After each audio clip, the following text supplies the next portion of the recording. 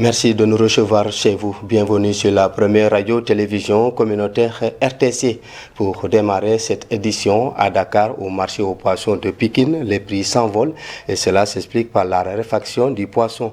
Entre le changement de saison et le réchauffement climatique, la baisse de nombre de licences de pêche, l'offre diminue. Cela entraîne la hausse des prix. Résultat, tant les vendeurs que les clients peinent à s'adapter à cette situation qui pourrait perdurer. C'est un reportage de Quentin Ferrière, Djeneba Omar Sow. Au marché central aux poissons de Pikine, les étals sont pratiquement vides ce matin. Pour le moment, la pêche n'est pas bonne, une situation qui inquiète vendeurs et clients alors que le prix des produits halieutiques ne cesse d'augmenter. C'est cher. Le carton de poisson coûte actuellement 290 000 francs CFA. On n'arrive même pas à s'en sortir. C'est compliqué. Par exemple, le kilo de dorade qui était vendu à 2800 francs est vendu maintenant à 3000, 3500 ou même 3700 francs. Un constat partagé par d'autres acteurs du marché. Le poisson se fait plus rare et plusieurs facteurs expliquent cette situation. La surexploitation, mais aussi les variations saisonnières de la température de la mer qui provoquent les migrations de certaines espèces vers des zones maritimes plus adaptées. Nous sommes en début d'année. C'est ce qui justifie cette hausse. Parce que le poisson se fait rare. Il y a aussi le phénomène du changement climatique. Beaucoup de pêcheurs évitent d'aller en mer. Même la météo ne le recommande pas. Les produits halieutiques qui se commercialisaient au tas se vendent présentement au kilo. Pour les clients, c'est une autre réalité qui s'impose. C'est cher quand même. La hausse est notée partout. Mais Dieu merci, on essaie de s'en sortir. Le poisson, autrefois denrée alimentaire abordable, est devenu un produit de luxe, difficile de s'en procurer au quotidien à un coût accessible. Et puis à Fatigue, la commune de Palmarin, en plus d'être menacée par les régions côtières, est confrontée par la spoliation des terres souvent des conflits terriens sur le domaine maritime, public maritime. Cette situation inquiète les habitants de cette presqu'île. Les spoliés par la famille Ndiaye ont autour de leur collectif fait face à la presse pour se faire entendre. Reportage d'Amissar. Le litige foncier opposant Jean-Maxime Simon Ndiaye à 3 familles de Palmarin-Diakhanor a conduit ses propriétaires terriens à se rassembler autour d'un collectif pour défendre leurs biens. Dossier numéro 1, affaire François Ndiaye et la famille Saleh. Dossier numéro 2, affaire François Ndiaye et Sophie Mbissine par Amobey. L'affaire a été portée devant le tribunal de grande instance de Fatigue. Apporter la lumière sur 2 scandales fonciers qui ne sauraient rester sous silence, qui mettent à nu des manœuvres frauduleuses à déposséder illégalement des citoyens de leurs terres. Ce qui est en jeu ici, c'est la transparence, la justice et la souveraineté foncière de Palmarin. J'ai entre mes mains des documents accablants qui prouvent l'existence d'un réseau organisé au sein de certains services administratifs pour favoriser des détournements fonciers. Comment un domaine national peut-il soudainement devenir un domaine public maritime? Face à cette situation, le maire de Palmarin a décidé d'intervenir afin de restituer les terres à leurs propriétaires légitimes. Je vais saisir la justice et que ces actes de spoliation cessent immédiatement. Je refuse de voir les terres de Palmarin tomber entre les mains d'un des spéculateurs fonciers.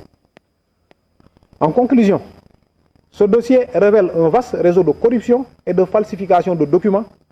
Des complicités existent au sein des services. La commune de Palmarin ne laissera pas faire. En attendant la réaction de Jean-Maxime Simon Ndiaye, ancien secrétaire général du gouvernement sous Macky Sall, le dossier suit son cours devant la justice. Direction Kédougou, les coopératives agricoles du département attendent avec impatience leur hub de transformation des produits locaux. C'est une infrastructure offerte par le programme au développement et de l'entrepreneuriat rural PADER pour promouvoir la souveraineté alimentaire dans la région. Ibrahima Diabaté est allé à la rencontre de ces femmes bénéficiaires du hub. Les femmes transformatrices des produits locaux attendent avec impatience leur hub. C'est une infrastructure qui va permettre aux femmes transformatrices des produits locaux de promouvoir la souveraineté alimentaire dans la région de Kédougou. Puisqu'ils aussi continuent de travailler et nous travaillerons la main dans la main. Le PADER installe au niveau de Kédougou un hub de transformation des produits locaux. Selon le chef d'antenne, c'est une infrastructure qui va permettre aux femmes transformatrices des produits locaux à lutter contre la souveraineté alimentaire dans la région de Kédougou. On constate qu'en tout cas, il y a beaucoup de femmes qui s'investissent dans le domaine de la transformation, mais qui manquent de moyens et qui manquent aussi d'endroits où ils peuvent faire en tout cas ce travail dans les conditions idoines. C'est dans cette perspective-là que le PADER a prévu, comme il l'a prévu dans les autres régions d'intervention, en tout cas de mettre en place des structures comme ça. Les femmes transformatrices des produits locaux plaident pour l'installation de l'eau potable et de l'électricité avant la fin des travaux de construction du hub. Et il faut qu'on ait de l'eau et de l'électricité pour pouvoir bien travailler dans l'unité. Ils ont beaucoup fait, le PADER et le FIDA ont beaucoup fait, puisque ça c'est de l'argent. PADER, en collaboration avec la mairie de Bandafassi et d'autres structures, vont installer de l'eau et de l'électricité. Le maire de Bandafassi nous a en tout cas donné le foncier nécessaire et je pense que aussi il va s'engager à mettre en tout cas l'électricité et l'eau. La réalisation définitive de ce hub va participer à la formation définitive des futures générations dans le cadre de la transformation des produits locaux dans la région de Kédougou. Parlons à présent santé, des consommables, des médicaments et du matériel médical d'une valeur estimée à plus de 40 millions de francs CFA offertes à l'hôpital de Djoum. Ce nom réalisé par le maire de la commune, le député Cheikh Oumar Anne, vise à soulager plusieurs patients orientés vers le centre hospitalier régional de Djoum. La remise de ce don a été faite par le premier adjoint au maire Omar Diaw au directeur de l'hôpital. Au nom du député maire de la commune de Ndioum, M. Cheikh Oumar Anne, qui vous transmet ses salutations les plus sincères. Et en son nom aussi, il nous a remis un lot, en tout cas, de médicaments destinés à l'hôpital de Ndioum. Et il pense que, mis à votre disposition, ce matériel peut quand même servir, en tout cas, la population du département de Podor et de la vallée du fleuve Sénégal. Mais c'est un hôpital qui est vraiment, même au-delà de la région, quand même qui polarise aussi même d'autres pays. Il y a la Mauritanie, il y a d'autres pays aussi, de la sous-région qui, en tout cas, vous recevez les patients de ces pays, tout en vous remerciant aussi sur les efforts que vous êtes en train de faire, monsieur le directeur, depuis que vous êtes là aussi. On sent que ça bouge. Et c'est important, en tout cas, parce qu'avoir aussi un hôpital de référence dans le département de Podor et dans la vallée, c'est important.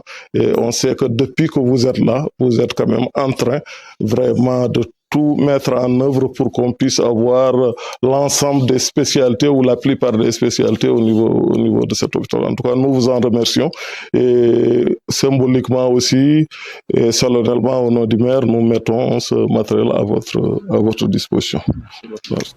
Et pour terminer cette édition à Kaffrine, les menuisiers, ébénistes et tapissiers peinent à exercer leur métier comme auparavant. Ces artisans sont durement affectés par le manque criant du bois dans le Ndoukoumane. Ainsi, ils lancent un appel à l'État du Sénégal pour faciliter l'accès à cette première matière essentielle à leur activité. Reportage Fatoussa. La pénurie de bois qui sévit dans le pays n'épargne pas les artisans de Kaffrine. Selon les vendeurs de bois, cela fait plusieurs mois qu'ils peinent à s'approvisionner en matières premières essentielles pour les menuisiers et ébénistes.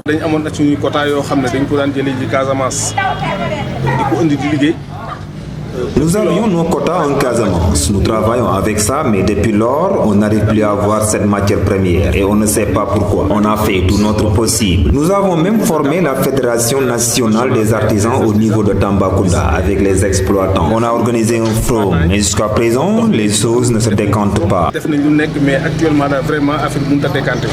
Cette rareté a contraint de nombreux spécialistes du meuble au chômage technique. Le bois est devenu très rare. Depuis la Tabaski, notre activité a considérablement diminué. Il est difficile de trouver de la planche. Nous nous contentons de ramasser les bois morts dans les villages. Par exemple, lorsqu'il y a du bois mort dans les forêts de Lougué ou d'Afé, nous nous y rendons pour en chercher. Faute de perspective, des jeunes évoluant dans le secteur abandonnent le métier et se tournent vers d'autres activités. Pas mal de gosses actuellement échappé. Il y avait pas mal de jeunes qui avaient pris les pirogues et sont décédés. D'autres qui poussent les bœufs dans les marchés. Et pourtant, ils étaient trop bien dans ce domaine. Et actuellement, ils ont abandonné le métier.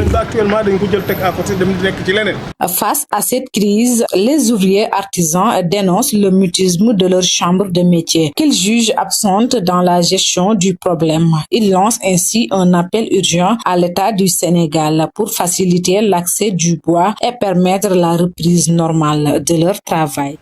Merci Fatou Sall pour ce reportage. Mesdames et messieurs, c'est la fin de cette édition sur la première radio-télévision communautaire RTC. Tout à l'heure, vous aurez le journal en pulaar avec Aminata. Quant à moi, je vous retrouve un peu plus tard à 14h pour le journal en Diola. Merci, au revoir.